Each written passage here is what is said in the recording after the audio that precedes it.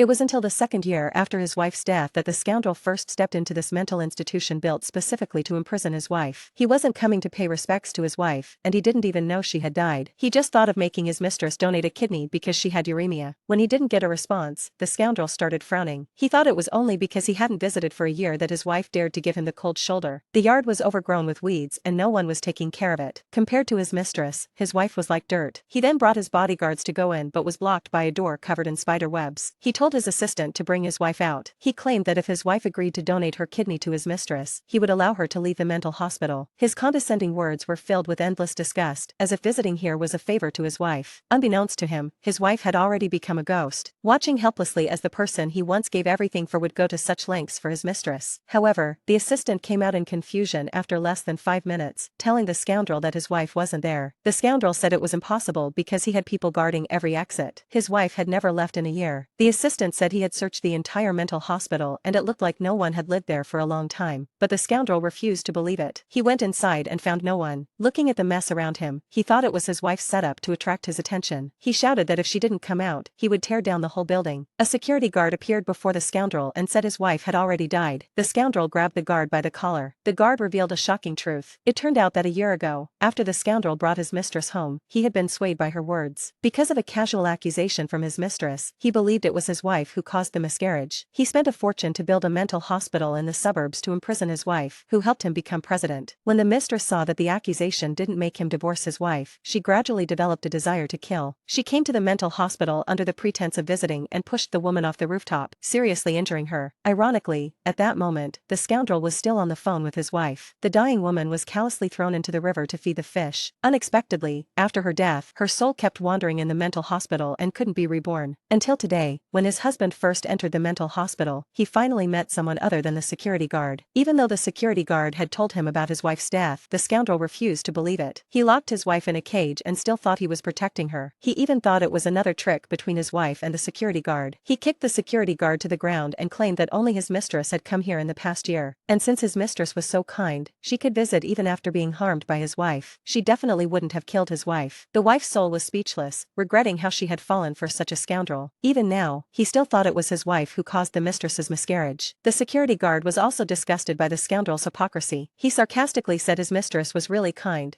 enough to push a living person off the roof and tie stones around her to sink her into the lake. Before he could finish speaking, the scoundrel kicked him several meters away, yelling that the security guard was defaming his mistress. Then he shouted for his wife to come out while searching everywhere for her. The result obviously disappointed him, but he didn't lose hope. He took out his phone and dialed a number labeled slut. The wife's soul couldn't help but laugh. How much hatred must he have